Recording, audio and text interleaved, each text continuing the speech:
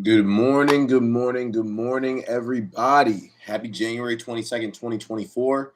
Welcome to the Premarket Prep session. This being our daily session where we go over the important news, notes, trade ideas, information, economic news that will be absolutely paramount to market success out there in these trading streets this week. I'm your host, as I am each and every day before market open, 8:45 a.m. Eastern Standard Time, Adam Holland, stock options expert, expert market strategist, but most importantly, just a proponent and member of that 1% better daily movement.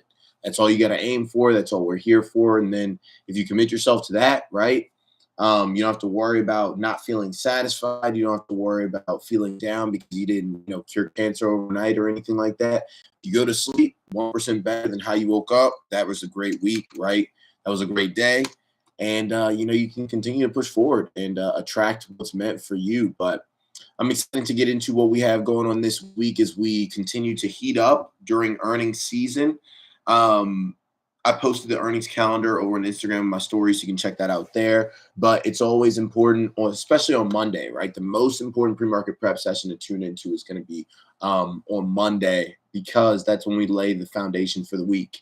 The most important thing when it comes to trading, investing, whatever, is expectations, right? If you went into 2022 with the incorrect expectations, you got destroyed, right? If you went into 2023 with the incorrect expectations, you got destroyed.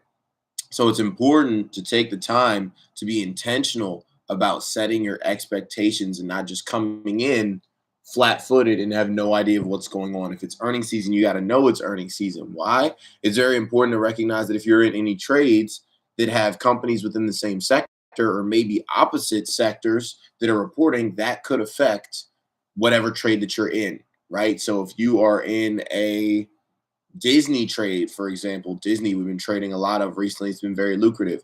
Netflix reports this week, right? That's something that could affect Disney, right? If Netflix comes out with some sort of innovation and they announce it during their earnings call, or they announced that streaming was slower than it had been in the past, right? Something like that. Disney with Disney Plus is in that same sector, right? They operate in that same realm. So it's important that as you navigate earnings week, that you're aware of who reports when, because that's a big thing that sneaks up on a lot of people. They'll be like, what the heck? I'm in, American Airlines calls, and I had no idea that Delta Airlines had earnings and American Airlines was bad, so Delta also dropped. So that's kind of the big thing when we talk about all the nuggets and little bits of trading information and valuables that you get by tuning into this session. The biggest is going to be setting expectations for the week, so we can make sure that we're all sitting at the top mountaintop there that you see in the background. Despite the glare that we have going on, you can sit on top of that mountaintop and say, hey, this was a great time, this was a great week. So again, as always, let's see, I'm looking like I was before we dive in, as always, make sure that you throw your one in the chat, signifying your intention to get 1% better by the end of this session, right? So what we're trying to do, get 1% better, and you want to state your intention to do that, because like I said, nothing that you can do, in a replicable manner, nothing that you can do over and over again is something that you did by accident. So let's make sure that you have, all the ingredients there, mainly the intention to go in and succeed and continue to do that, right? Do it over and over and over again. So let's see if we could get our newsletter loaded here.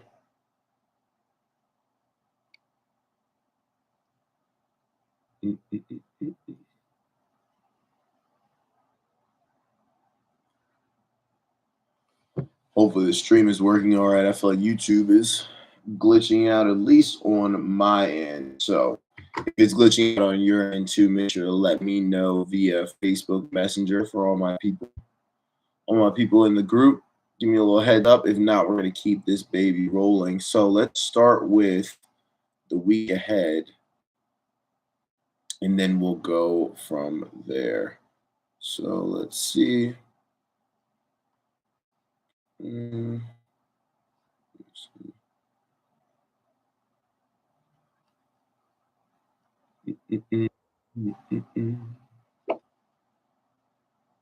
I'm buffering. That's no fun.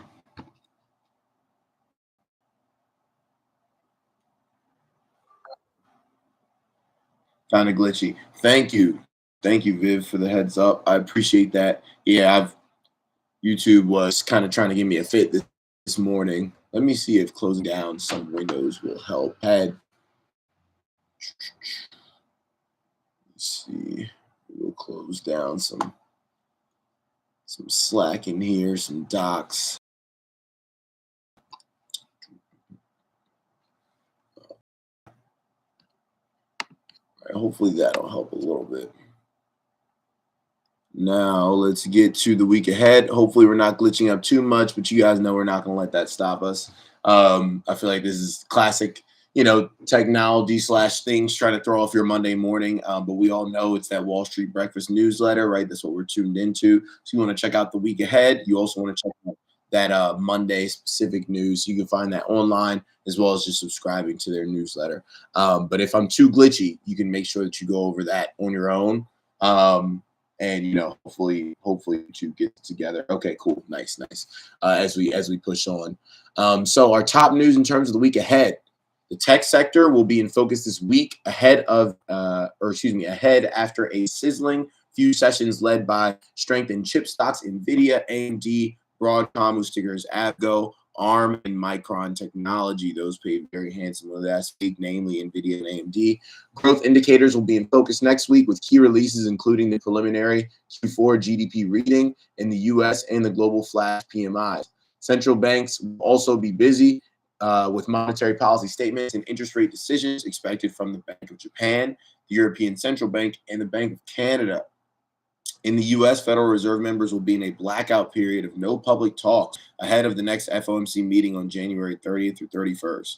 The earnings calendar is very busy with Tesla, Netflix, Visa, and American Airlines Group, just a few notable companies due to report. So we've got some household names that are reporting this week that'll be important to keep an eye on. Tesla has not been, taking part in this run so far to start this year, this historic run. It's been, kind of hanging out down in the dumps. I think it's the only one of the major techs that's like down for the year. So I'm sure they'll be looking to try and bring some life into the stock during that earnings call. Netflix has been doing pretty well, but Netflix is, the first of the FANG to report. But I feel like if anything now, the N in FANG has been replaced with NVIDIA rather than Netflix. Visa also reporting, and then American Airlines. I think that'll be important to kind of stabilize the flight path of these airline stocks, which has been in free fall since the Spirit Airlines merger, acquisition, which we knew likely wasn't going to go through, didn't go through, and it's kind of had a lot of these airlines struggling. But I wouldn't say they're in a bad spot at all, especially Delta. Going back, and I've been kind of watching everything, but Delta, ticker DAL, have been getting some volume coming into it after kind of a sell-off that had nothing to do with them. It was just because of Spirit. So that could be something to keep an eye on, the recovery of the airline sector, right, in these airline tickers in general. See if they can start to get a little push going, recover some strength. So let's see here. In terms of earnings this week, United Airlines Holdings, UAL, they report today. Tuesday, we've got Johnson & Johnson, Procter & Gamble, Netflix, Verizon, right, whose ticker is VZ, General Electric, and Lockheed Martin, whose ticker is LMT, Lockheed. Beautiful weekly bullish chart pattern. They got the breakout 2 weeks ago. They report earnings here this week.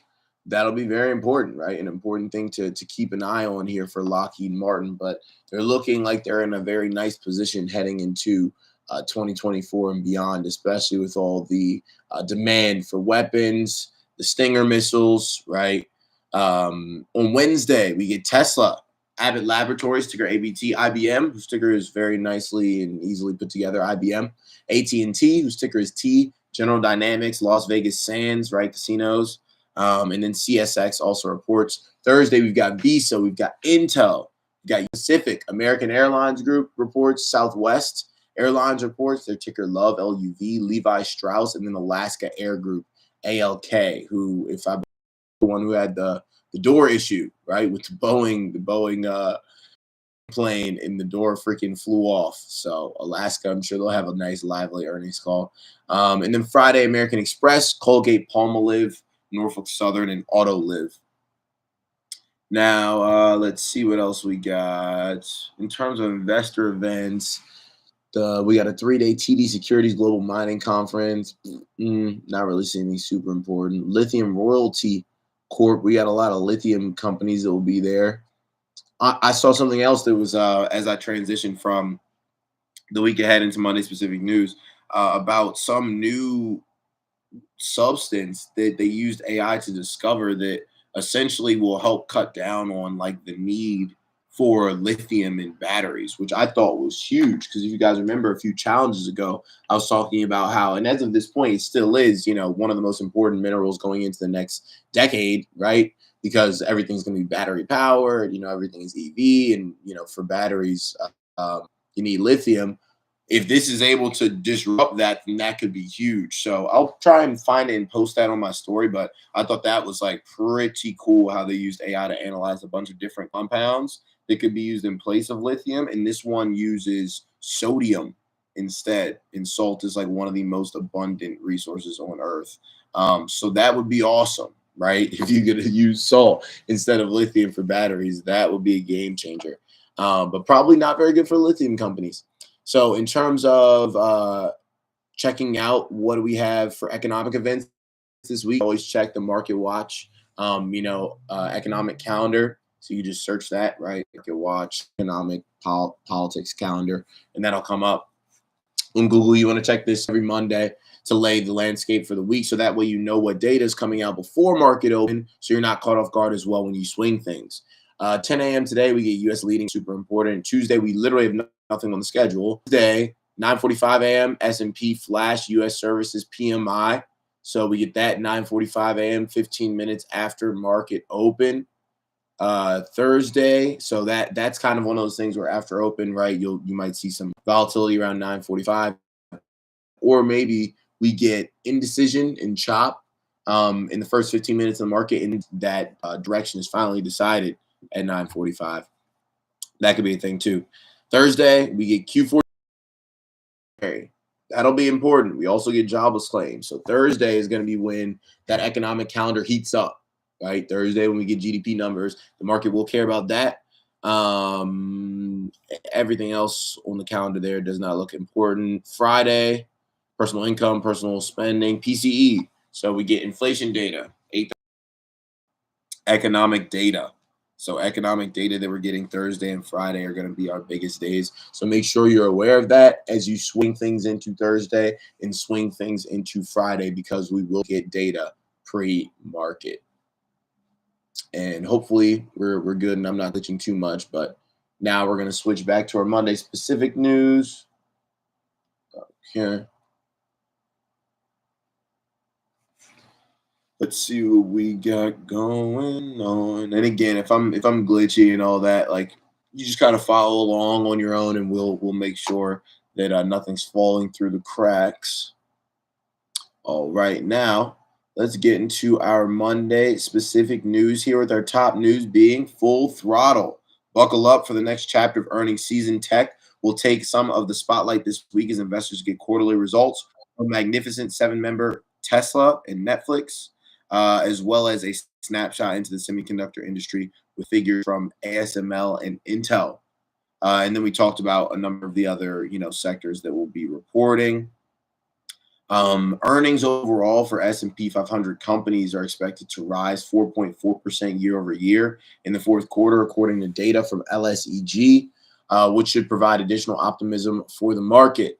The S&P 500 even hit a new all-time high record on Friday, which paid us out the freaking wazoo, as you guys have seen, right, with things looking good for the economy. Solid profits and margins are being driven by strong spending. AI is boosting valuations. Unemployment is low. Rates are starting to come down. And many geopolitical tensions on the world stage have so far not directly impacted the American consumer. I beg to differ with what's been going on in the Red Sea, but we will see. Okay, nice. Thank you. Still good. Awesome. I appreciate it. And I love this community. Like that's what you want, especially in life when it's just a lot of people that just don't have the same goals as the people that are here, right? Or they might be more cynical or more willing to just give up the one life that they have to do things they don't want to do and not strive for more. Like, it's nice when you can have a group full of like-minded people that understand where you're at and support you in doing that. So I'm thankful for you guys, and I appreciate you very much. Right, got some love kicking off this fine week, the last trading week of January. Um, Let's see here. Quote, at the end of the day, it appears if corporate earnings keep up with expectations in 2024, the market could continue to rally or at worst trade sideways, wrote Seeking Alpha analyst Andrew Prochnow, cautioning that risks could materialize if, quote, earnings guidance start to waver. Remember, it's hard to trade earnings and sentiment can disappoint. Beats and misses may not be as indicative as guidance, while knee-jerking reactions can quickly reverse. It's better to dive deeper into the financials or the extended commentary on conference calls to get a broader take on any given company. Yes, that is a disclaimer that I almost forgot heading into earnings week. Understand that playing earnings, if you would not be okay flushing that money down the toilet, do not play it on earnings, right? Don't play it on earnings because the company can beat, they can have good guidance, the stock still falls, the company could beat on bad guidance, the stock falls, right? You could get any different roll of the dice, and it's been a lot more volatile post COVID in terms of the direction not being based solely off the data, right? So the guidance calls are the most important because these are like report cards for companies. If you get an A for this quarter, but you don't look like you're going to pass the class, that's not very encouraging information. It's the same thing for these companies in terms of their earnings reports and then what happens on the guidance calls. So just please be aware of that, right? Be aware of that. If you decide to swing anything through earnings, understand it could go whatever way, and it could go no way, and you get IV crushed, right? It's also a possibility. In terms of the macro front, investors have been hanging on to every word from central bank policymakers as the traditional blackout period goes into effect before the Fed's upcoming policy meeting on January 30th through 31st. That will be important. There will also be two noteworthy pieces of economic data this week that could help set the tone for the future path of interest rates. GDP growth for Q4 will be published on Thursday and is expected to expand by 2% versus 4.9% in Q3. While the Fed's favorite inflation gauge, the core PCE price index, will be released on Friday. Yeah, that's where we're at, right? We just talked about that a bit. So kind of making sure that that's a part of our foundation moving forward. Do whatever you need to do in order to make sure you remember that stuff, right? So tell your Alexa, I say it silently because I know she's listening. Tell her, set reminders, do whatever you need to do, put sticky notes on your desk, all that stuff. But so these things don't sneak up on you. Right? It's the worst when something you knew about is what causes you to lose money. M&A news going hostile. It's no secret that legacy department stores are struggling, but Macy's has rejected a $21 per share takeover offer from Ark House Management and Brigade Capital, citing valuation concerns and the ability of the buyers to finance the deal. Not taking no for an answer, the private equity firms threatened to go directly to shareholders with their $5.8 billion buyout offer. Quote, we see the potential for a meaningful increase to our original proposal if we are granted access to the necessary due diligence and have offered to sign a mutual non-disclosure agreement, said Ark House. Last week, Macy's announced it would cut around 13% of its staff and close 5 underperforming stores. In terms of global news here, New World Order, Russia and North Korea will work towards establishing a new multipolarized international order to defend their interests amid efforts to build a united front against the United States. That's not what you want to see on a Monday morning. Russia and Korea working toward a new multipolarized international order. Okay. The deepening of ties follows North Korea's foreign minister Cho Shun-hui's meeting with her Russian counterpart Sergei Lavrov and Vladimir Putin in Moscow and follows similar efforts by China and Russia. Tensions have been escalating in the Korean peninsula with Kim Jong-un ramping up weapons in the U.S., South Korea, and Japan responding by strengthening their combined military exercises. The moves also come a week after UK Defense Secretary Grant Shapps declared the end of an era of the peace dividend. I don't know how many different ways I could say this. War is going to shape 2024. And it's not because I want it to happen. It's just because that's where we're at, right? So Be aware of that and make sure that that is factored into your expectations. It has not caused any external price shocks to us yet. I do not anticipate that to remain the same.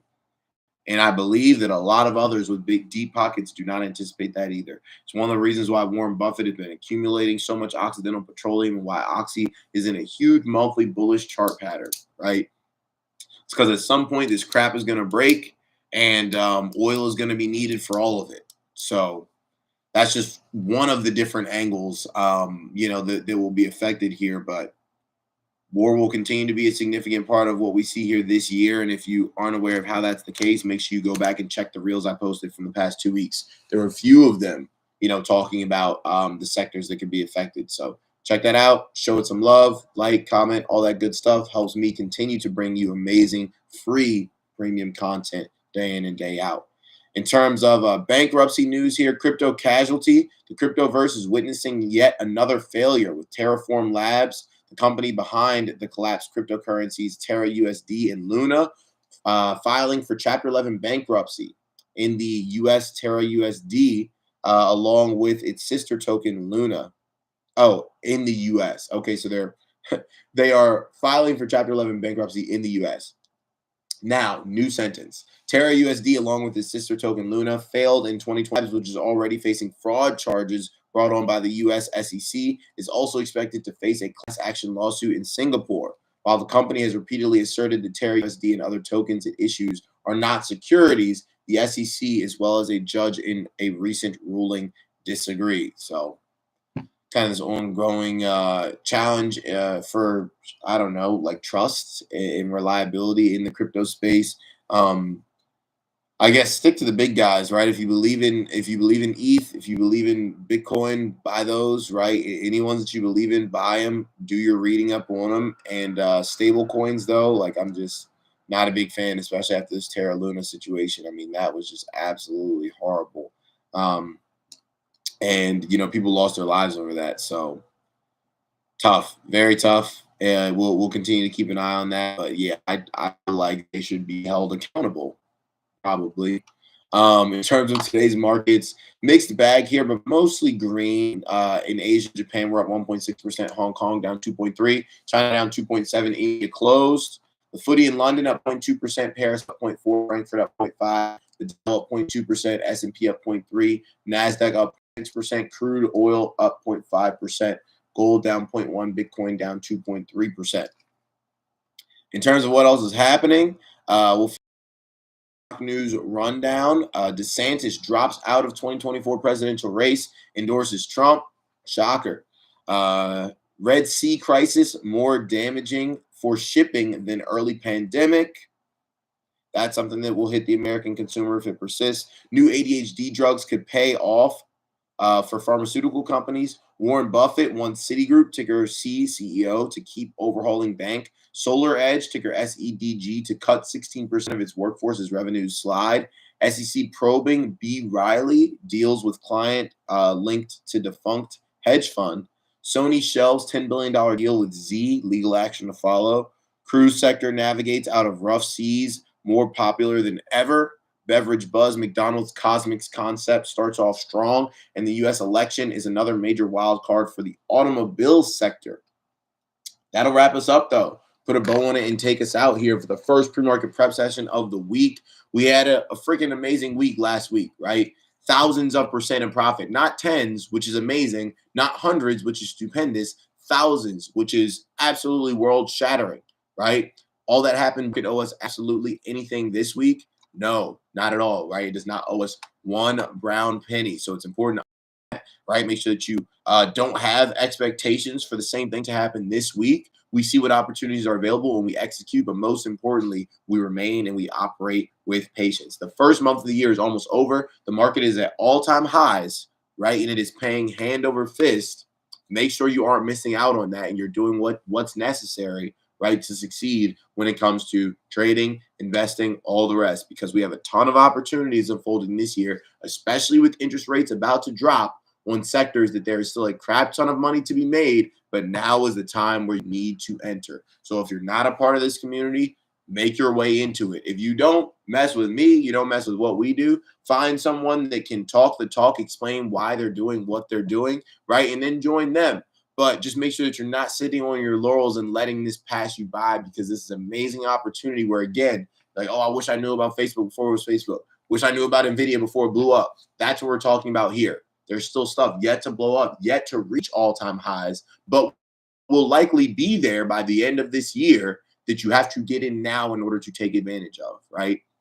So make sure you don't miss out, because everybody loves making, $5,000, $4,000 for each $150 contract you purchase. That's a very, very nice investment. That's a very, very nice trade. That's what we're talking about over the course of 2024 here. And we're really going to start to see those longs absolutely crush. So make sure you're involved. Don't continue to miss out. Life-changing week last week. Let's make sure that we pay ourselves, right? Withdraw those profits and come back ready to execute. Right? Let's make it a great day, everybody, and another great week. I'll see you back here tomorrow morning for our next pre-market prep session. Have a good one. Peace.